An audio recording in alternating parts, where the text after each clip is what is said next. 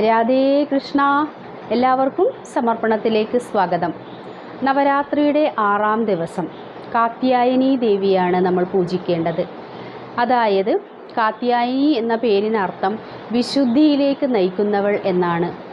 നമ്മുടെ ജീവിതത്തിലുള്ള, നമ്മുടെ മനസ്സിലുള്ള എല്ലാ തരത്തിലുള്ള ചീത്തയായ വികാരങ്ങളെയും വിചാരങ്ങളെയും പ്രവൃത്തികളെയും നമ്മൾ മനസ്സാ വാചാ കർമ്മണ ചെയ്ത എല്ലാ ദുഷ്പ്രവൃത്തികളെയും നീക്കം ചെയ്ത് നമ്മളെ ഒരു വിശുദ്ധിയിലേക്ക്, ശുദ്ധതയിലേക്ക് നയിക്കുന്നവൾ, അതാണ് കാത്യായനി.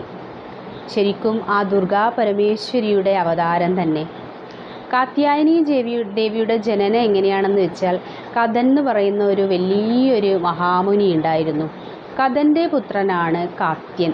കാത്യന് പുത്രകളില്ലാത്ത ദുഃഖത്തിൽ ഇങ്ങനെ കഴിഞ്ഞുകൊണ്ടിരിക്കുന്ന സമയത്ത് വലിയ തപസ് അനുഷ്ഠിച്ച് ആ പാർവതീ ദേവി തന്നെ തൻ്റെ മകളായി ജനിക്കണമെന്ന് തപസ് അനുഷ്ഠിച്ചു. അങ്ങനെ ദേവി സംപ്രീതിയാവുകയും കാത്യായനി എന്ന് പറഞ്ഞ ഒരു പേരിൽ ഒരു ദേവി ഉണ്ടാവുകയും ചെയ്തു. ശരിക്കും മഹിഷാസുരനെ വധിക്കാൻ വേണ്ടി ദേവി സ്വീകരിച്ച രൂപം ഈ കാത്യായനിയുടേതായിരുന്നു. അന്ന് ആ കാത്യായനി രൂപത്തിലേക്ക് സരസ്വതിയും ലക്ഷ്മി ദേവിയും എല്ലാവരും കൂടി, ആ 3 ദേവിമാരും ഒന്നായി തീർന്നൊരു ഭാവത്തിലേക്ക് എത്തുന്നുണ്ട്. ഇന്നത്തെ കാത്യായനി ദേവിയെ പൂജിക്കുന്നത് വളരെ വിശേഷമാണ്. ചുവന്ന പുഷ്പങ്ങളാണ് അർച്ചിക്കേണ്ടത്.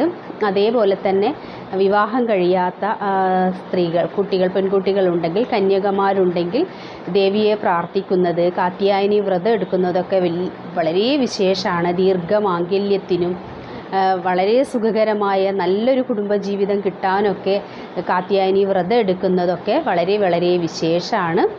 അപ്പം നവരാത്രി 6-ാമത്തെ ദിവസം നമ്മൾ കാത്യായനി ദേവിയെ നമ്മുടെ ഉള്ളിലുള്ള എല്ലാ തരത്തിലുള്ള ആദ്യത്തെ ആ 3 ദിവസം ആ മതമാത്സര്യങ്ങളായിട്ടുള്ള നമ്മുടെ എല്ലാ ചിന്തകളെയും ദേവി ശുദ്ധീകരിച്ച് അങ്ങനെ നമ്മളെ വിശുദ്ധിയിലേക്ക് കൊണ്ടുപോകുന്ന ആ കാത്യായനിയുടെ ദിവസം വരെ നമ്മളെത്തി. ഇനിയും ശരിക്കും നവരാത്രിയുടെ ബാക്കിയുള്ള ദിവസങ്ങൾ നമ്മുടെ ജീവിതത്തിലെ ഓരോ പടികളായി നമ്മൾ കയറി ആ ഒരു ഉണർവിലേക്ക്, ആ ഒരു ബ്രഹ്മത്തിലേക്ക് അടുക്കാനുള്ള ഒരു ശരിക്കും ഏറ്റവും നല്ല ദിവസങ്ങളാണ് ഈ നവരാത്രി ദിവസങ്ങൾ.